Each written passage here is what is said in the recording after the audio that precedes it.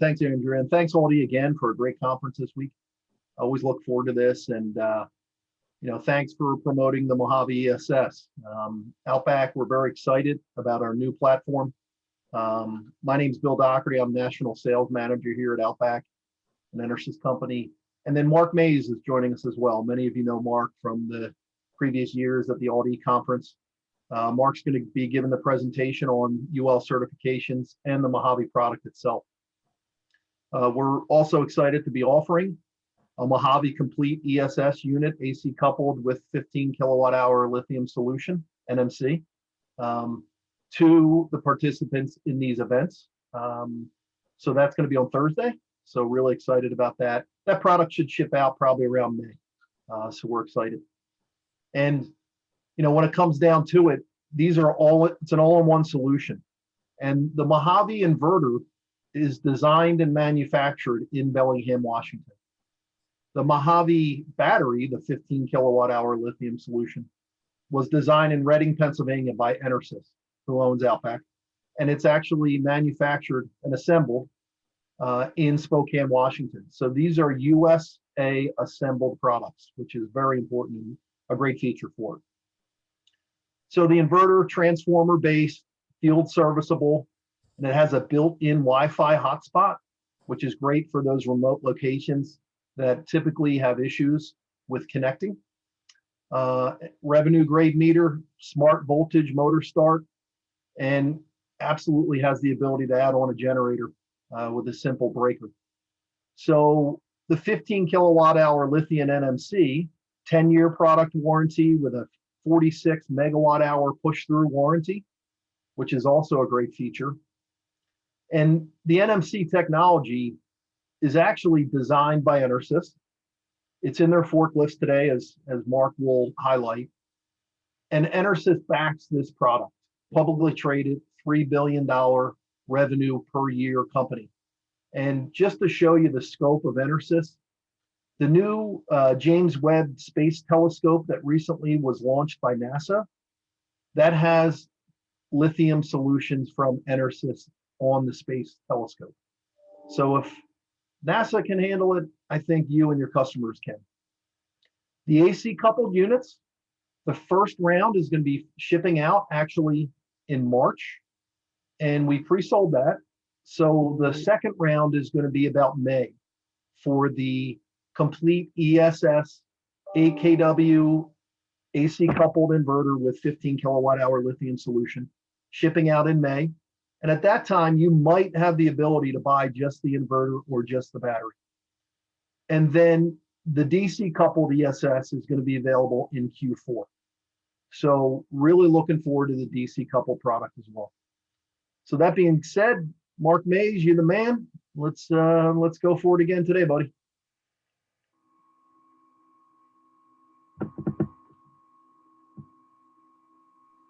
Okay, thanks, Bill. Get back up to doing so. Welcome, everybody. Thank you for attending today's session. This is, I think, my 7th year with the altE conference, and so it's been a great conference for me. It's almost all installers that are there. They get to nerd out with about solar and inverter systems, and so yeah, thank you for Andrea and altE for letting us participate. So the title of this presentation I'm doing today is Adding Storage to an Existing Solar Energy System. So we made it a little bit more generic than the program title. And the reason is this is kind of an updated version of that other title using Mojave. And it's just recently been registered with NABCEP as a 2-hour course. I'm doing an hour version of it today. So when you go to redeem your CEUs for this this class today, make sure you use this title, Adding Storage to an Existing Solar Energy System. So I'm sure and note that. And you only get 1 hour, not 2. So we just wanted to cover that little housekeeping detail. And so for the agenda for today, we're going to talk about UL 9540 energy storage systems. This is a requirement by a lot of the regulatory agencies. There's been updates to it, so it's really important that we cover that, make sure everybody's on the same page with that. We're going to talk about AC versus DC coupled inverters, what kind of energy storage options we have with OutBack, and how to commission a UL 9540 ESS. Okay, and so this is the Mojave inverter. You can see this is, you know, in a garage. Obviously, it hasn't been fully installed. There's no conduits and things like that, but that's, you kind of get an idea of the scale of the system. And so we're going to talk about what is UL 9540. So as peace of mind for energy storage systems, there's been a lot of poorly integrated systems over the years. I remember when I first started with OutBack, you know, we get calls from installers that had a pallet full of parts and pallet full of batteries, and they're trying to integrate everything on site, and some were definitely better at it than others. So some did some really nice work and some did not. With the prevalence of lithium batteries, there have been also people doing things like repurposing EV batteries and other things that are not safe and not advised, putting together their own systems without a BMS. And so there's really been a push to standardize and test and list with UL a safe energy storage system that everybody can say, yeah, this works right. So 49 out of the 50 states have adopted the International Residential Code, IRC, and IRC requires a UL 9540 for an energy storage system in a new home. So again, it's going to eliminate those poorly integrated systems or people using batteries that aren't right for the application or not installing it properly. It will have a UL stamp on it, so UL 9540. That should expedite any permitting, project permitting that you have, you know, with the local planning board. And we're taking these steps to achieve UL 9540, not just because we have to, but also to demonstrate our commitment to safety and performance. And you know, OutBack, our ESS has been making batteries for over 100 years, and they know how to design and manufacture batteries so they're as safe as they can be. So technically, what is UL 9540 system? UL 9540 is a UL 1973 certified stationary battery pack and a UL 1741 certified inverter. Okay, so they do some rigorous thermal and electrical testing.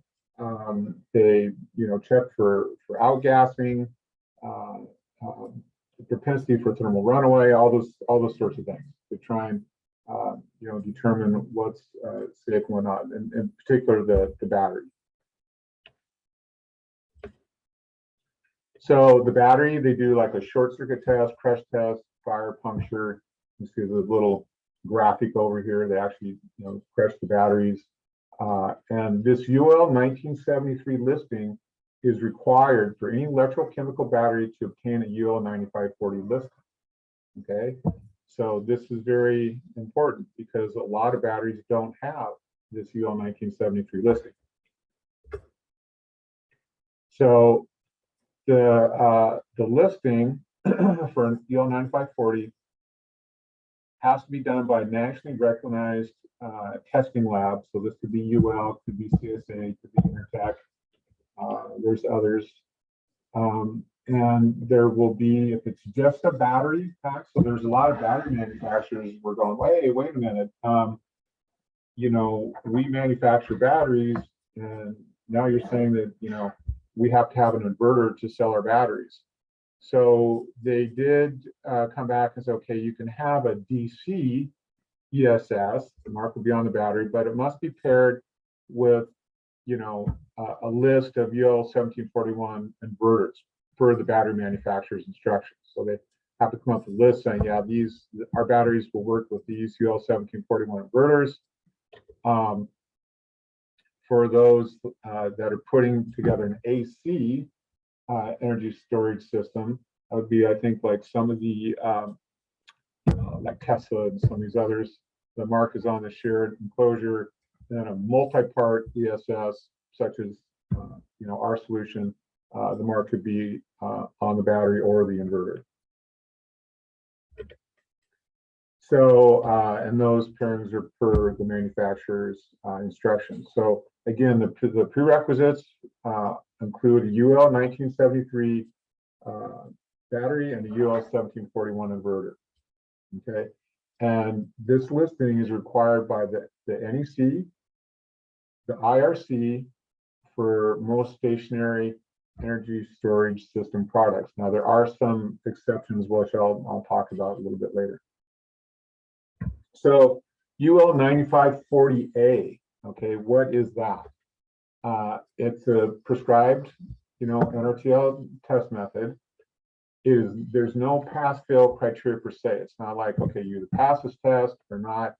What it is, it's a written report that requires interpretation by the system designer or the local planning board or whatever authority having that jurisdiction, and it corresponds with the requirements of the IFC, the NFPA 55.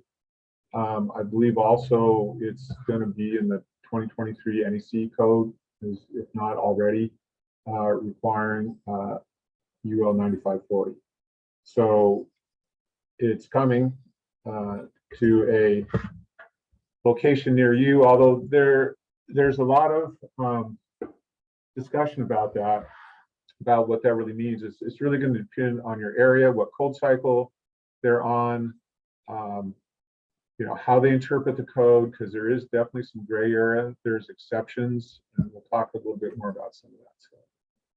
So what's new? So there is an updated version, a second edition of UL 9540, and in this second edition, they've got a pretty big restriction here. They're talking, maximum 20 kWh battery bank, 50 kWh for non-residential, and minimum 3-foot spacing between batteries. So if one battery were to have a thermal runaway condition, it's not going to spread to the others. Now there can be exceptions if a UL 9540 fire test report has been conducted, and that's the one I was telling you about in the previous slide. So that's this test report, and typically that's going to be, sponsored by the battery manufacturer. The system designer and the code authority that having jurisdiction must review the report. If it's going outside the 20 kWh and the 3-foot spacing, and determine if the proposed system should be approved. They're going to evaluate the flammable gas release data, and the approval could be contingent on code mandated explosion control system. Okay, and so that may or may not be required, depending on what the test report. If the UL 9548 test report says, oh yeah, there was no significant propagation of the thermal runaway, there was no flammable gas being emitted, then they might just say, okay, fine, you can do however many that was tested. Like you had a test with a 50 kWh system and everything turned out okay, the test report didn't show any problems, then they might just okay it.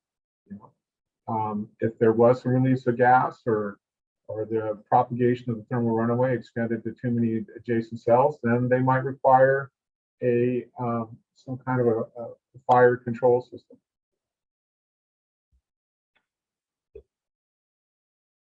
Okay, lead acid AGM batteries. This was a thing. There's a lot of lead acid AGM battery manufacturers out there, including EnerSys. And they're like, whoa, hey, what's going on here? Does UL 9540 apply to us? Well, if you look at the UL 9540 white paper, I mean, if you look at everything I just presented, the answer is yes, it does apply. So let's take a look and see what I downloaded this UL 9540 white paper. And here's one excerpt. So it's the 2018 edition to the IFC, IRC, and NFPA 1 fire code first introduced requirements aimed specifically at modern ESS applications with a focus on lithium-ion battery installations. Okay, because the AGM batteries have been around forever, and a lot of that, the vast majority of those were installed in like telecom sites, right? So back in the day, when you get a power outage, you could pick up your landline, and the ring tone would come across. You could get a dial tone, you could dial out, call somebody even if there's a power outage, because that 48-volt dial tone comes from the interchange, the telephone interchange, and they got stacks and stacks of 48-volt batteries.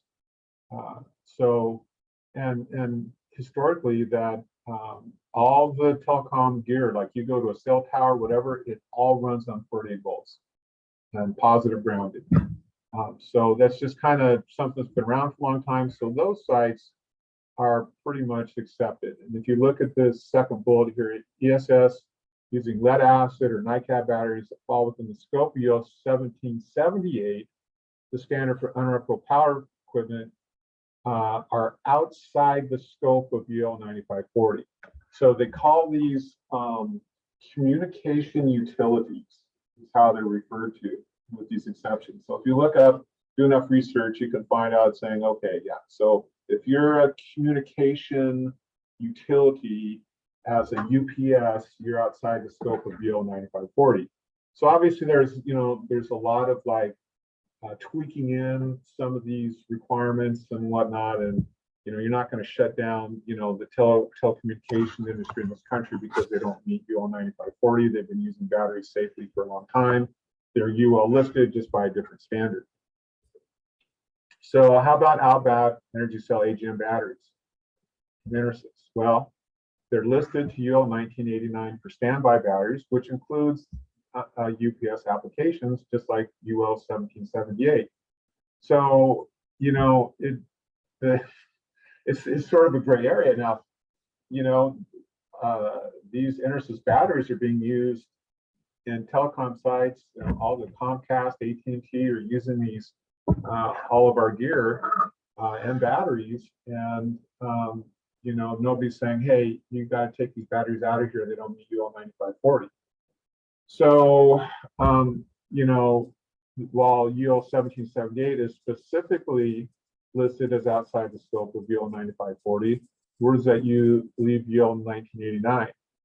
I don't know. It's kind of confusing, really.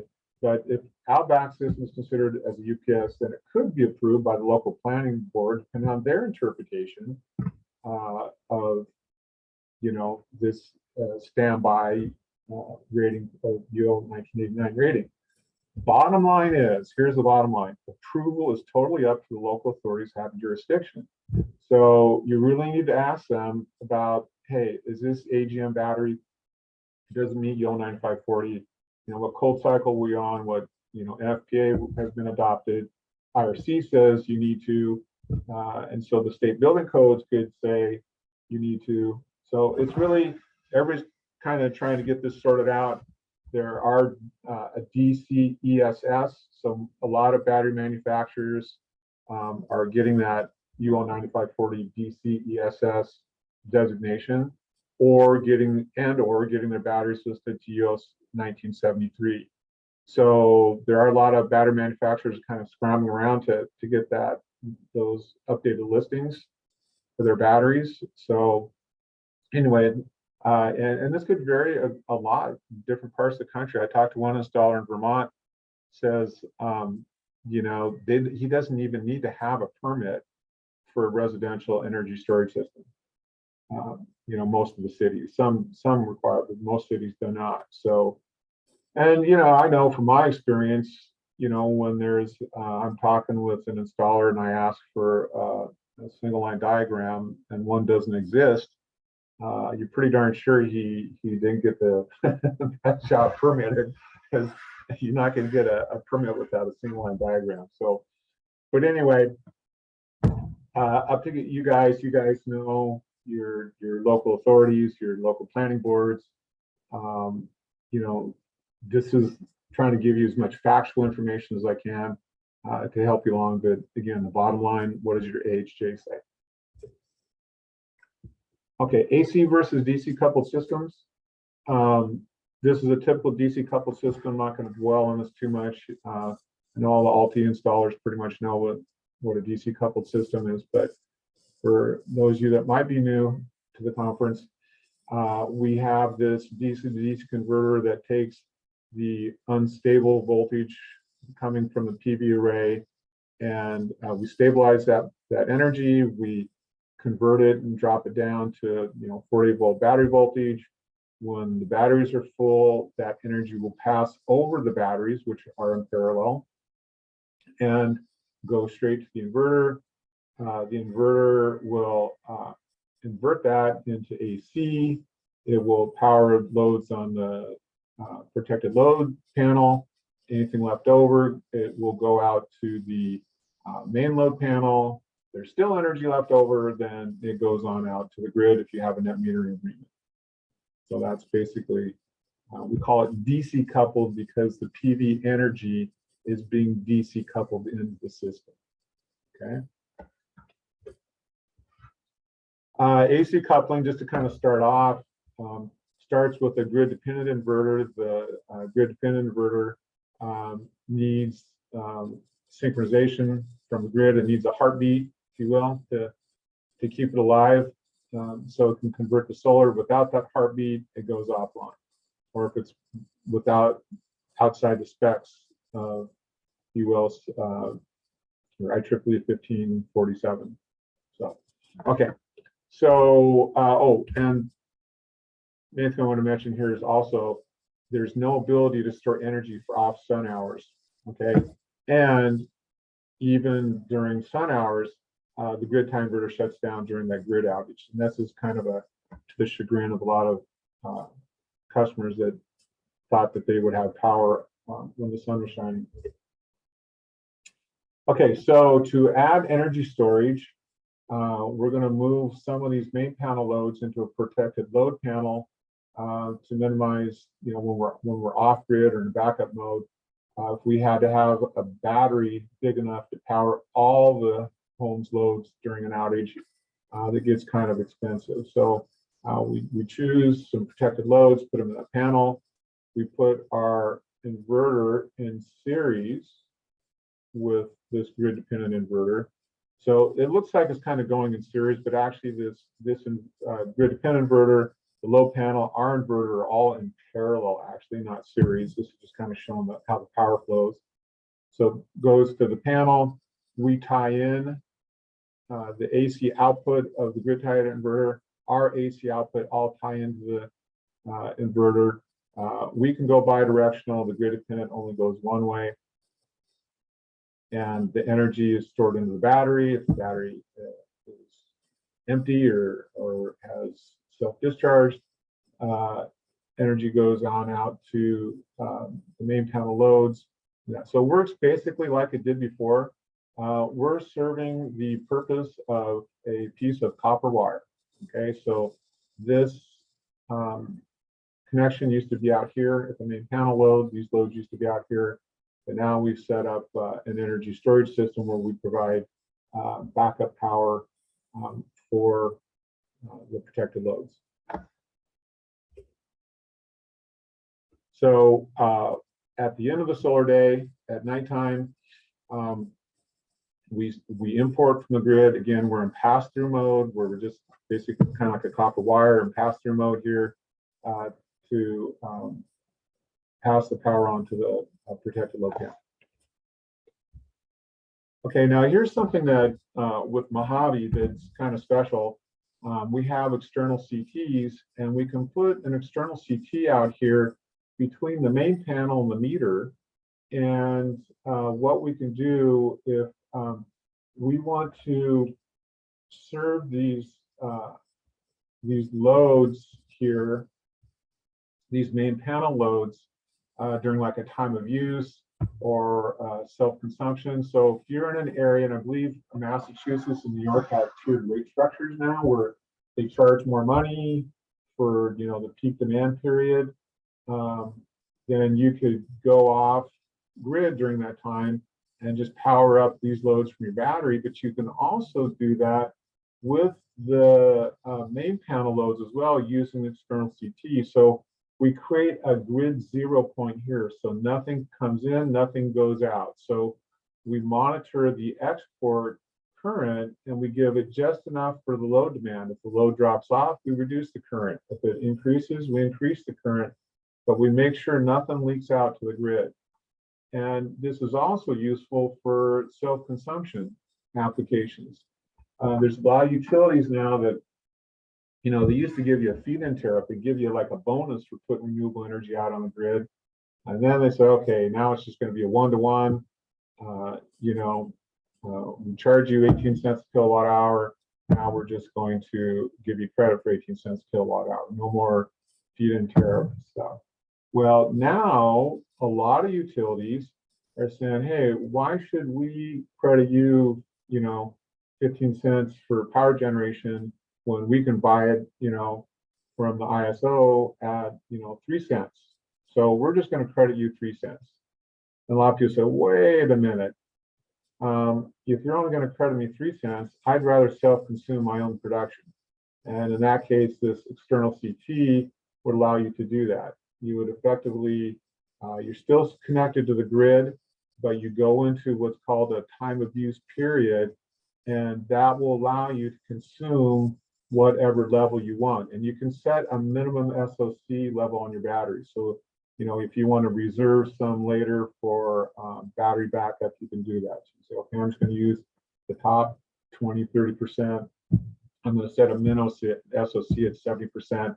And I'm going to use 30% of my battery every day to, you know, self-consume that. And I'm going to save the other 70% for emergency backup power, whatever number you'd like to use. Okay, so then when you lose the power, we then become the heartbeat for this grid-dependent inverter, keep it alive so it can keep producing solar, powering the loads, and also charging the batteries if they need to. If the battery's full, then we need to start telling the grid-dependent inverter to back off, curtail its production, which we use something called frequency watts. So we start raising the frequency because we are providing the synchronization signal. We adjust the frequency up, and if it's UL 1741SA compliant inverter, it will curtail its output. And that's how we regulate this. And Mojave does it really, really good. Better than Radian and better than other competitive units that I've tested. So, okay. And then at night, you know, we're with the grid outage, all the loads are powered. Hopefully the battery's been sized properly to power those loads during the evening until the sun comes out the next day. We provide the heartbeat for the grid-dependent inverter to come on, and the cycle just repeats day in and day out. Any questions? Bill, have you seen any questions come through? No, sir, but we're open to questions for sure. Okay, so the Flux Power Radian is an integrated system, if you will. It's all the two solar charge controllers, the system controller, and the pre-wired inverter and load center installed onto a backplate. So this big backplate gets mounted onto the wall, which is the equivalent of this integrated Mojave over here. And the continuous power, they have a 4 or an 8 kVA version. So there's two 4 kVA modules in there for the 8,000 kVA version. Mojave is a full 8 kVA. Surge is 16 kVA. Radian was kind of the leader of the pack in the industry with that rating. Mojave is like a 10 kVA rating. So I put the plus after that because it really punches above its weight, if you will, in terms of surge, because what we do is something a little bit different. So we, when we get a surge, we focus all of our regulation on the maximum AC current output we can, which is 48 amps. So we make sure that we're providing that 48 amps because most surge devices are current loads. Like motors, those are current loads. They're not voltage devices, they're current devices. And so what we do is we allow the voltage to collapse if the load is causing collapse called power current demand. We just allow that to happen. So the testing I've been doing so far, even though it looks like it has less surge capability, because of the way that we regulate current, like I say, it kind of punches above its weight on the surge spec. Time of use support with the Radian. It's kind of basic. Actually, on DC coupled applications, actually it will work pretty well at being able to disconnect from the grid. It doesn't have external CTs, so it's not as advanced as Mojave. Mojave can use time of use for tiered rate structure. It can use it for self-consumption. Even you can control the grid charge. It's really tricky. So self-consumption, backup panel only, full house with external CT. They're both indoor rated. NEMA 1, integrated PV. So these charge controllers, you can have solar chargers. They're 100 amp charge control. You can actually have up to 7,000 connected watts on that. Now it's only going to convert 100 amps at times whatever the battery voltage. So if your charging voltage is 57 volts, 100 amps times that, it's 100 amps max, so 5,700 watts max. But if you look at, when we do our sizing tools and things like that, we usually use an array of 75% efficient, and that's pretty close. I've done a lot of work with our monitoring system. When I go and I evaluate these arrays, that's a pretty close number. 75% efficient array is pretty typical what we see, and that would be like 5,200 watts. So connected watts. We are going to come out with a DC coupled version of Mojave by the end of the year. And right now it's an AC coupled only unit.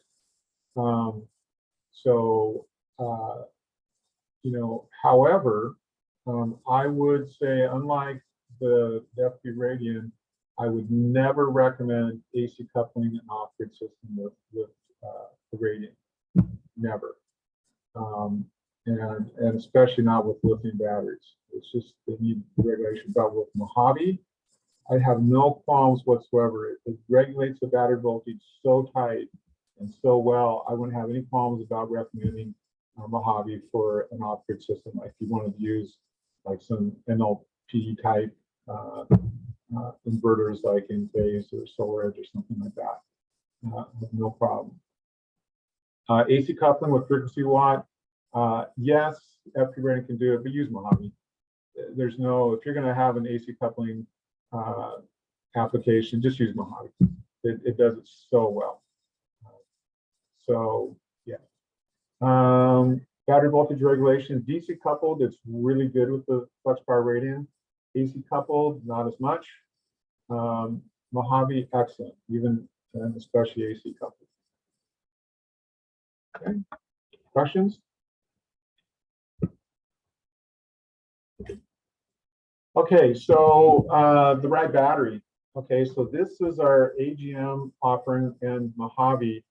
So we have like, if these AGM batteries are allowed in your jurisdiction, the PLR, the pure lead, has a long life, really wide operating temperature, cannot be overcharged from the PV rate. This is unique. This battery and the blue Northstar Blue battery, they're self-rating inside, and this is something you can't say about lithium batteries or even this other AGM battery, our XLC.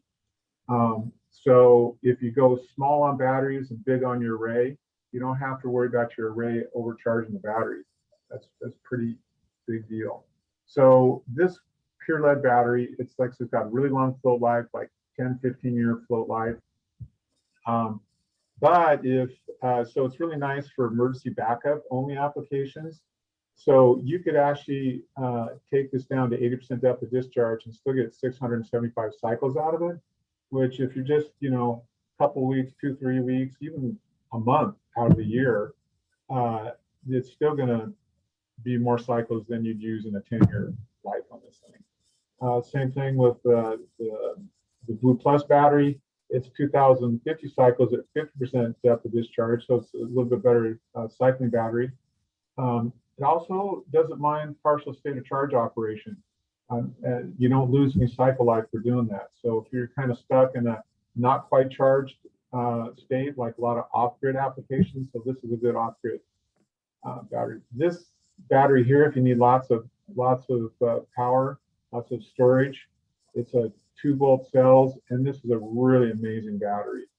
Up to 17-year standby life, 10-year warranty. That's a full replacement 10-year warranty as long as the battery's been monitored during that time. 3,800 cycles at 50% depth of discharge. I mean, this is, lithium battery territory, if you will. So that's a really great battery, and it has really good the levelized cost of energy, cents per kilowatt hour, are really good with this battery. And then we come to the Mojave battery. It's industrial grade, right? This is used in forklifts. It's used in defense, drones, and other jets, as well as like the James Webb telescope that went into space. It's a plug and play with Mojave inverter. You just hook up the CAN bus cable and select the Mojave setting from a drop-down menu, and that's it. You're done programming. It's 46 megawatt hours, 3,800 cycles, or 10-year warranty. And if you want to look at this, like just 15 kW at 80% depth of discharge, that's only 12 kWh. Really, it's equivalent to 3 strings of AGM batteries, like 200 amp hour AGM batteries at 13 kWh at 50% depth of discharge. Plus, those 3 strings of AGM batteries are probably only going to last you 5 years if you're cycling them daily. So you're going to have to go through 2 sets. So you're talking really, a battery rack, 6 strings of batteries over a 10-year period. So price-wise, if you do all the math on that, Mojave is pretty close in price to an AGM battery. Hey, Mark, we do have one question. Okay. And it's going back a little bit though, but hey, Mark, could you run over some of the compatible inverters in an AC coupled situation that are compliant with the Powerline Communications of the Mojave? Okay, so we don't use Powerline Communication, number one. We actually adjust the frequency. So the idea is that, especially this was advocated in California and Hawaii, where there's a lot of solar density. So the US 1741 SA supplemental addendum has all these grid support functions. So frequency watt is only one of those, right? So as the frequency starts to go up, which indicates that there's the grid's being lightly loaded, then or when so you can, as it goes up, then we're going to tell them to curtail off, right? There's too much power on there. So, and you can do this with power factor. There's a lot of different things that you do with that. So we're using frequency watt to regulate it. So we're saying, hey, there's too much energy being out here for the amount that's being consumed. We're going to raise the frequency and force that grid-dependent inverter to curtail its output, and that's how we regulate it. Okay, but we don't use Powerline Communications. Okay, that's usually done for like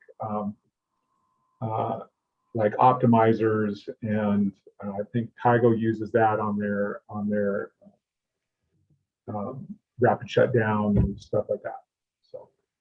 And Mark, we did have another question. Just going to share it with you. Can you share what voltage Mojave operates at? 48 volt.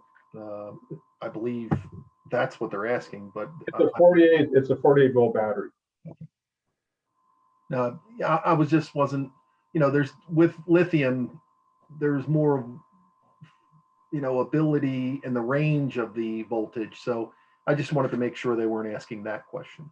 Yeah, you really don't have to worry about it. The BMS and the inverter is going to handle it all behind the scenes. Yep. Yeah. We're good. Okay, so what are our UL 9540 options? So if your local authorities, your planning board, your inspector is saying, hey, this has to be UL 9540, here's your option. So the Radian, Flux Power Radian is the UL 1741 SA compliant inverter. We do have a DC ESS. It's the IBR-3-175-LI for lithium. So that, and there's a 2-shelf version. So there's a 2-shelf and a 3-shelf, or a 4-battery and a 6-battery version with simplified batteries. And it's only that designation, that DC ESS, is only valid with simplified batteries. Okay. So it's our battery rack in the simplified batteries, equates to a DC ESS used with our UL 1741 Radian. That is, if you need a DC coupled system that's UL 9540, this is what you would get. You would get all the OutBack stuff from via OutBack, and then the batteries you can get through altE. Okay, now the Mojave, this is, for AC coupled applications right now. DC coupling is coming by the end of the year, and but this AC couples so well, you're not gonna really lose anything. And when AC coupled, you're going to get the full high efficiency of your grid dependent inverter pass through our inverter. Again, we're just copper wire passing that through. So these are your options from OutBack. Okay, so in terms of installation, you're going to put up a wall bracket that the inverter hangs onto. I think the quick start guide says to mount the battery first. One of our apps engineers who installed the system at home said it's probably better to install the inverter first, so you have room underneath the inverter, and then put the battery in. Just make sure you measure up correctly. This is a 465-pound battery. It's a very heavy battery. When you make the connection, so you've got a 4-aught cable that comes up between, the lugs inside the battery to the lugs inside this BOS section of the inverter. And so you put in your 2 4-aughts, a grounding, equipment grounding, and then this purple cable that comes up. This is a CAN bus cable that connects the battery BMS into the inverter. And so it's just those 4 wires, and mount them on the wall. And then, you really can move a heavy battery. So this is Jorge, one of my colleagues, applications engineers. He got this, we haven't had one of these in our warehouse. It's like a furniture moving hand truck. It's nice and tall to give you leverage. And so he's putting the hand truck underneath it, moving it over to the wall. So it really can be moved with the right equipment. As heavy as it is, still should probably have a second person on hand, just for safety and other assistance. Okay, then the last thing to do is the AC side. So you're going to hook up your load, L1 and L2 here, the neutral. It's not showing the ground bus, but the ground bus bar is in there. And then the grid input. And these wires that go from the inverter are pre-wired. If you're using a generator, you will need to purchase this breaker separately. You have a part number for it, and it's just DIN mounted, so it just clips on. You do have to take the cover, the inverter cover off to move these 2 wires up, and then the generator L1 and L2 would land here in each one. Pretty simple setup, especially if you've done legacy OutBack installations. This is pretty darn simple. Hey, Mark, yesterday there was a question, but I wanted to confirm with you, with your estimate, with a Mojave battery or a battery that is listed in the drop-down window that we have pre-programmed, How long do you think a Mojave installation would take? You know, I'll say this, Bill. I'll say once the inverter is on the wall, and once the inverter is placed underneath, and you know all the conduits run. So you can't really say it's typically this because the conduit runs, you know, moving inverters into place. That's going to be all over the map depending on the site. Sure. So, but once the conduits are in place, and you know, once the battery and the inverter are in place, then you know, really, I mean, an hour, 30 minutes, I don't know, 15 minutes. It's really not much at all. It's just, you know, it's every site is so different with conduit runs. Sure.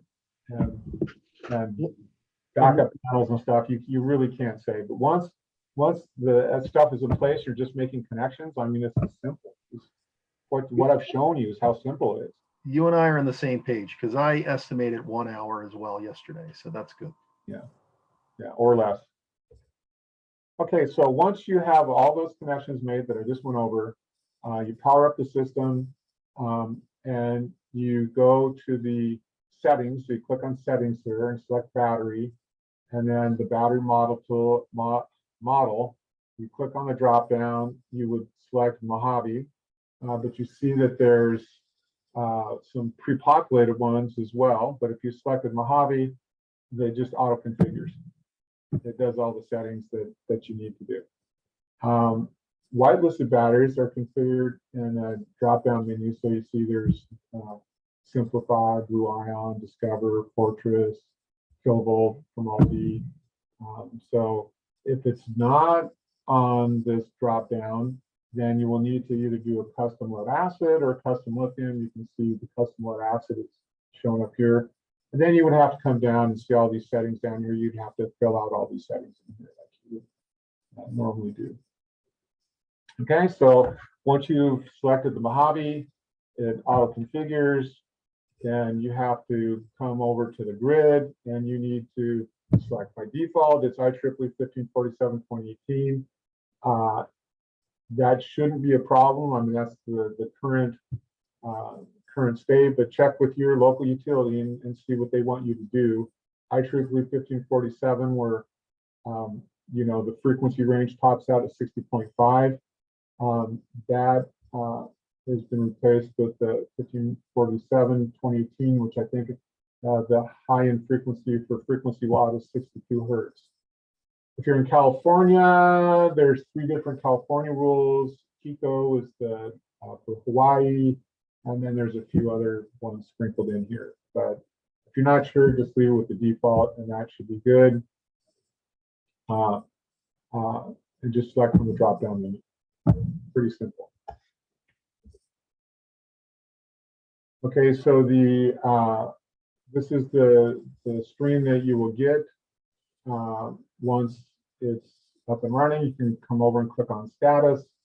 It's going to show you, you know, status is connected, the power, frequency, L1, L2 voltage and current, the external CTs. So you're seeing that we're using external CTs for what kind of use application here for self-consumption, and you can see the green is from the battery, red's from the grid, and when it's mixed together, it means it's being blended. So we got blended stored energy coming with grid energy. The red and green dots show it's being blended. Okay. So really nice power flow diagram, simple interface. If you do a setting, then you go to inverter, battery, grid, generator network. If you're going to status, same thing.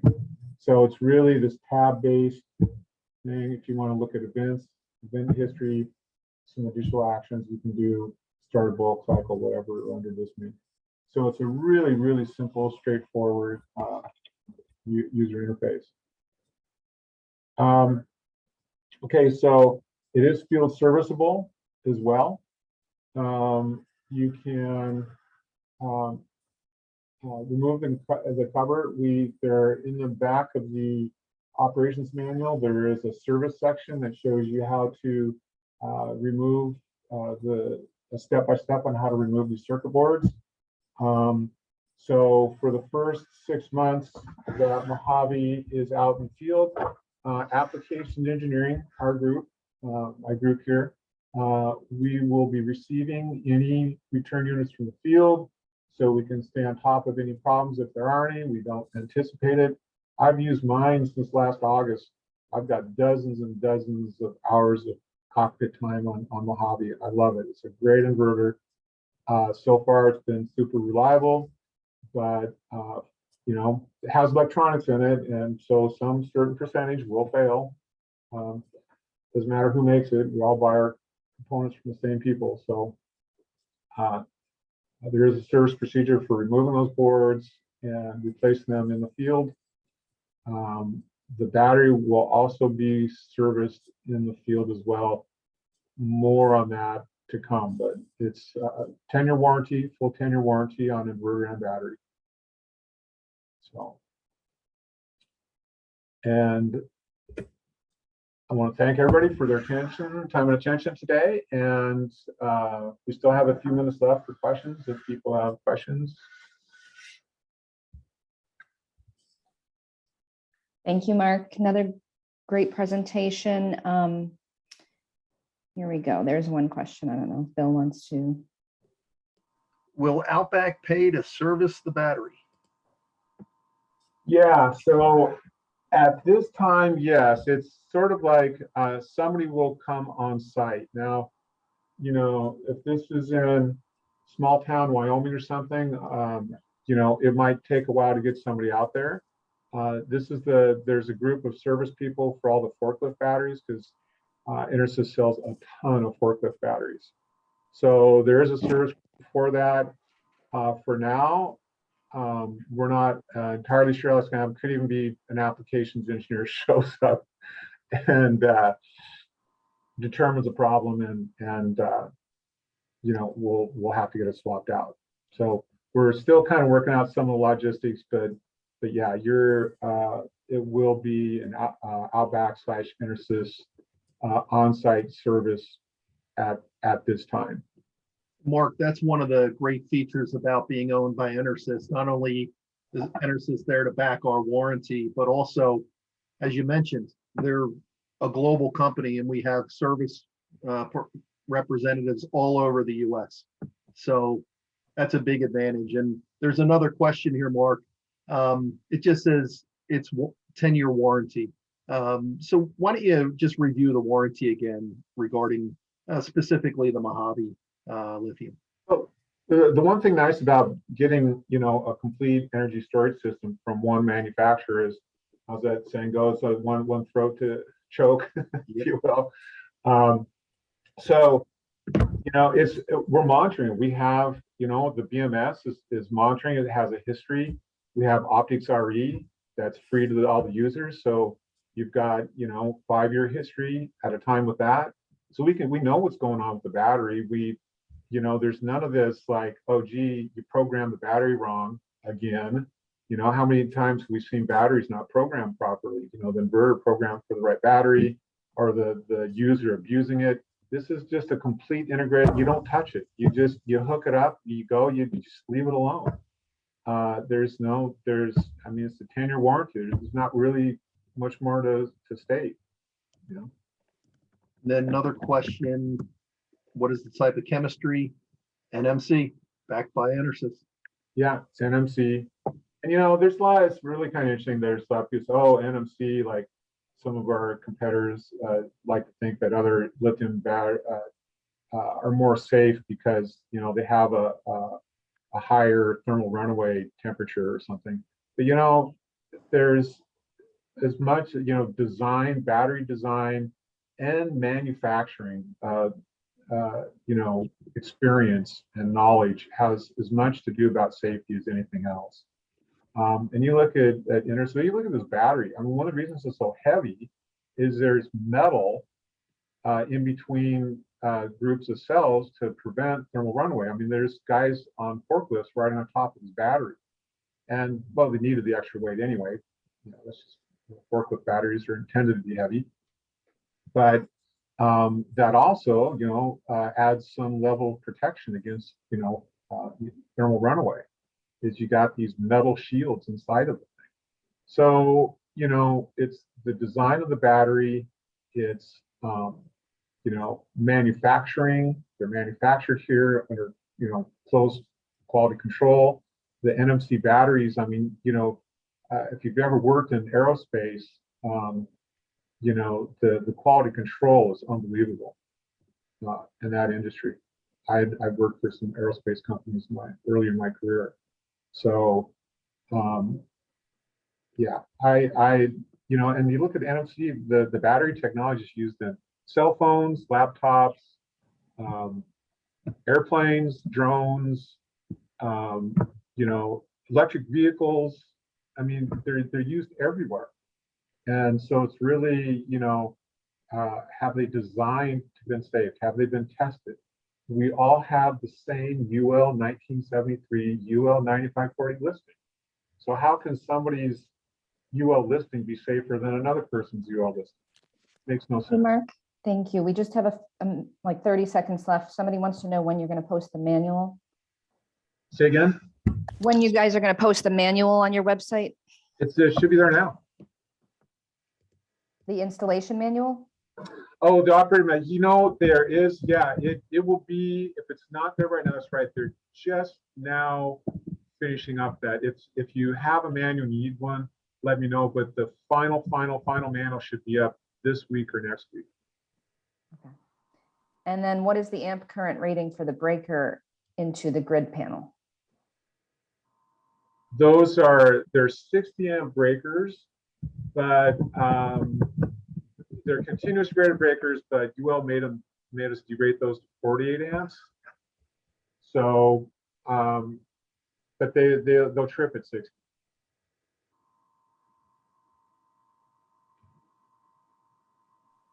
Okay, all right, guys, we did run up right up to the hour here. We got to get people time to get to the next session, but Mark and Bill will be available at the 3 o'clock open networking for further questions. So thank you, guys. Thanks, everybody. We'll see you soon. Thanks, Mark. Thanks, Andrea.